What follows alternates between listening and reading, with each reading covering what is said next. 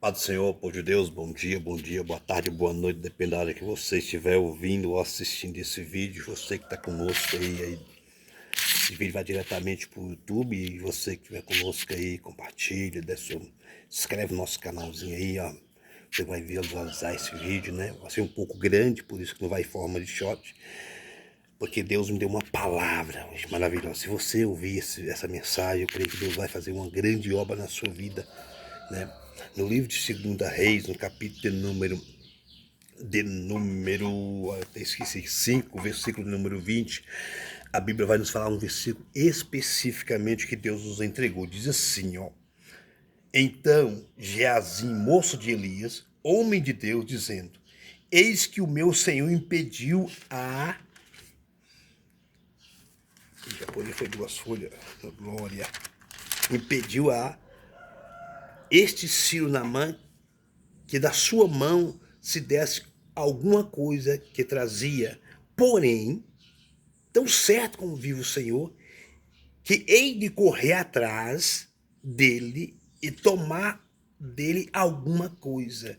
Geazim diz: eis que eu vou correr atrás e vou tomar alguma coisa. Pois bem, o texto em que nós estamos falando nos fala sobre um homem chamado Naamã.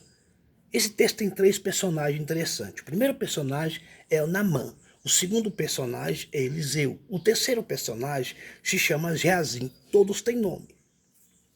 Existe uma quarta personagem nesse texto, completo, que nós não estamos falando do texto totalmente completo, li apenas um versículo.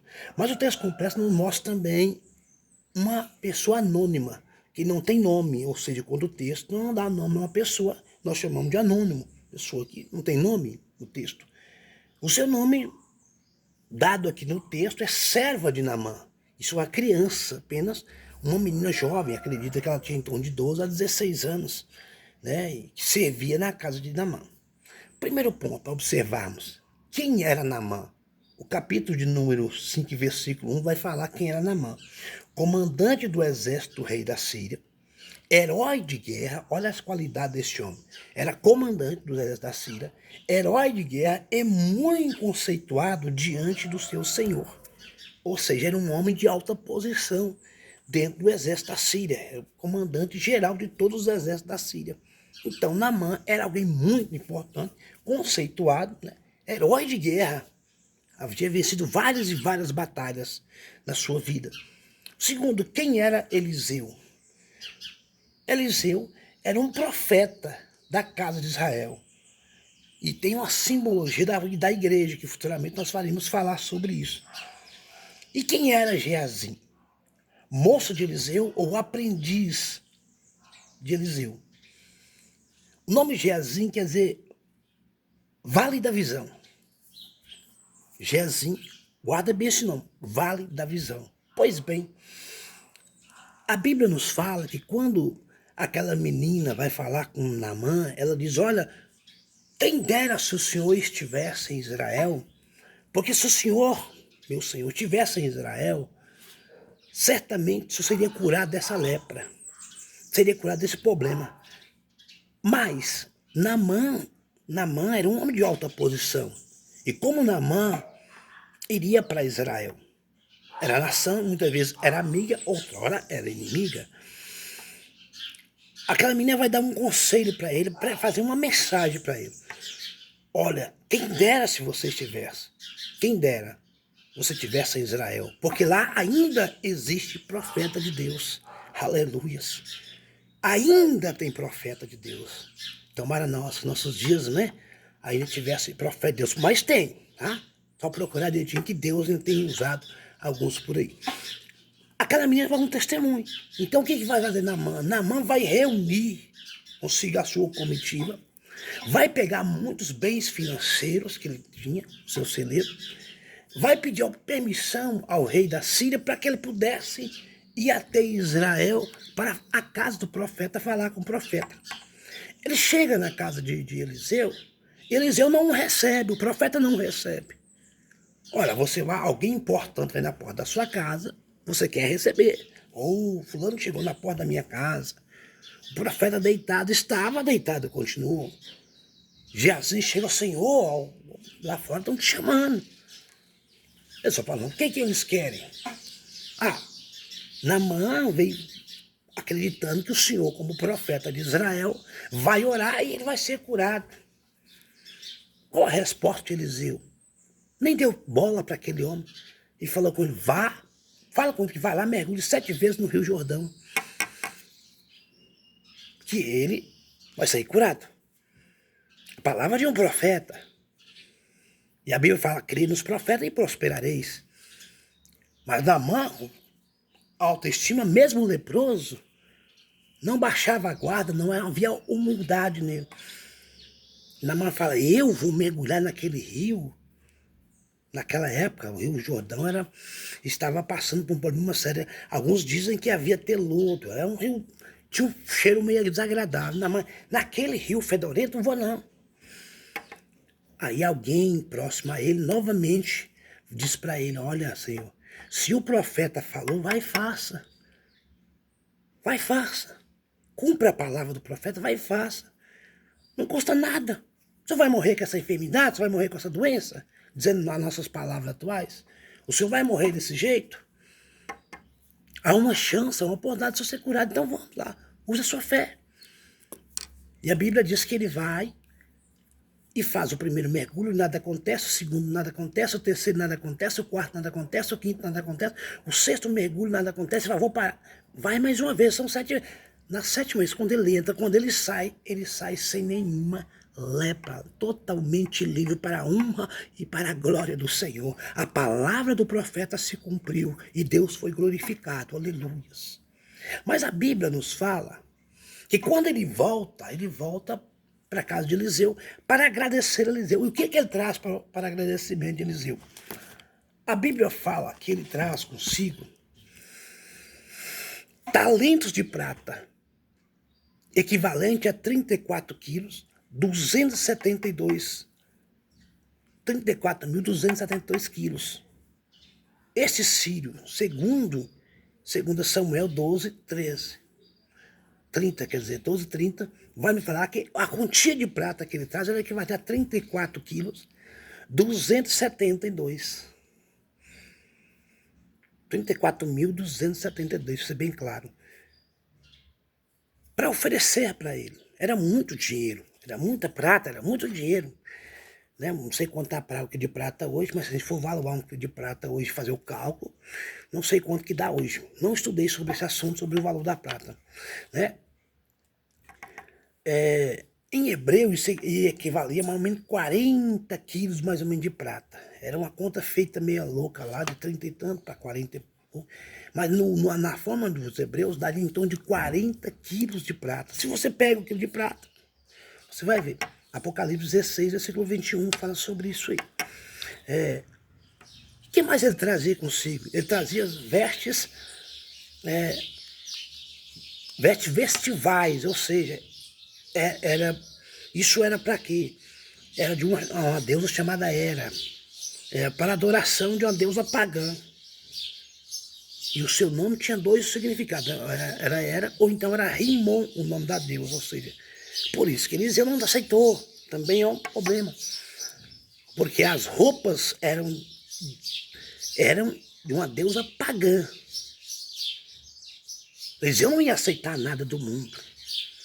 Eliseu não ia se misturar com o mundo. Era profeta de Deus. Nossos dias atuais, se chegar a oferecer nossos profetas que dizem ser profeta de hoje, abraçam unhas e dentes, né? E fala, Deus trouxe prosperidade, aleluia, sua glória, né? Dias atuais, nossa, tá difícil, né? Eliseu não aceitou, porque era roupa determinada a uma deusa. O nome da deusa era o deus Rimon. Bom, beleza.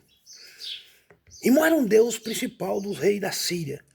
Sugere que Rimon era um deus do vento e da chuva e da tempestade. Zacarias 12, versículo de número 11. Nos fala sobre isso aí. O deus Rimon. 2 deuses sendo representados aqui para essas roupas brancas festivais. Era a deusa Hera e o deus Rimon. O deus Rimon era o deus que, segundo eles, era do vento e da chuva e da tempestade. E nós conhecemos bem isso aí, né?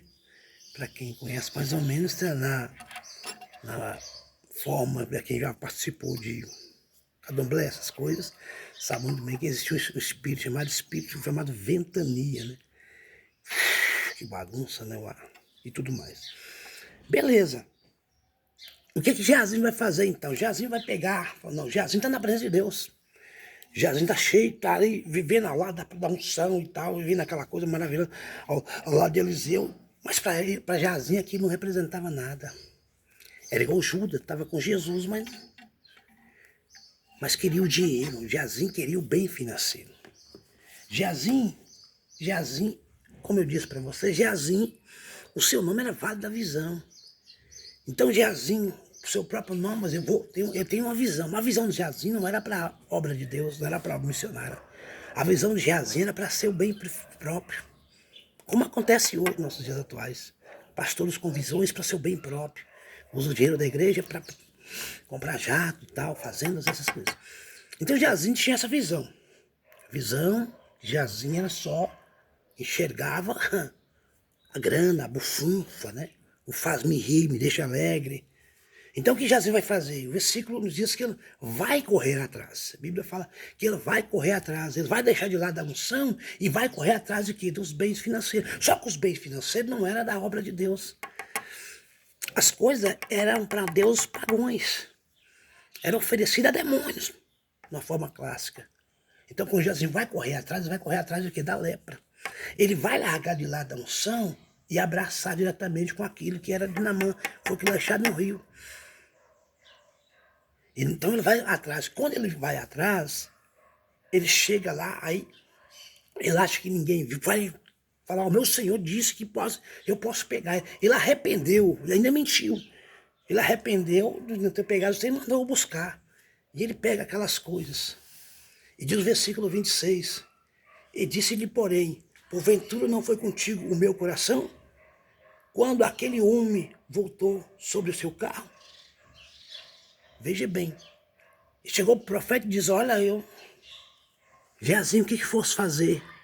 Não, senhor, eu fui lá, falei que o senhor queria. Geazinho, mas eu não fui, Deus, senhor. Foi ou não fui? Não fui. Geazinho, meu coração foi contigo.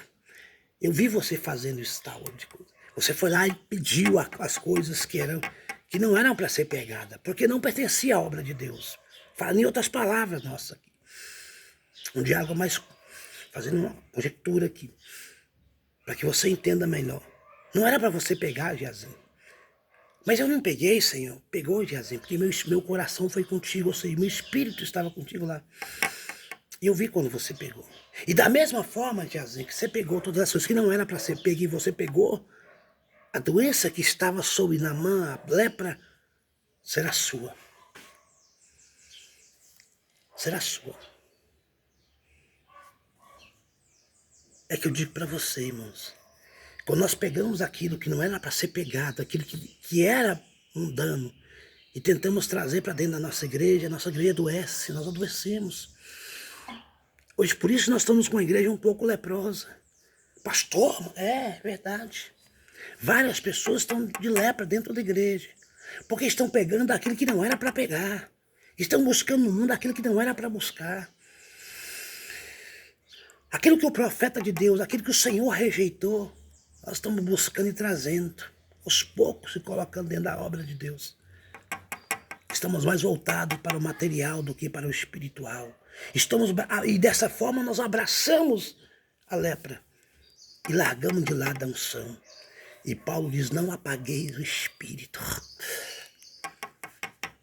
Eu te digo para você, ainda há tempo da igreja. Volta ao primeiro amor. Abandone a lepra e abrace a unção. Porque eu tenho certeza, se a gente voltar, Deus vai voltar a fazer coisas grandes em nosso meio. As pessoas me perguntam, pastor, mas por que não há? O aleijado já não anda, o cego já não chega dentro da igreja. Eu digo, porque nós estamos leprosos e não conseguimos enxergar que estamos leprosos. Voltemos, pois, ao primeiro amor, em nome de Jesus. Que o Senhor te abençoe e te guarde. E espero que tenha te ajudado essa palavra, Senhor.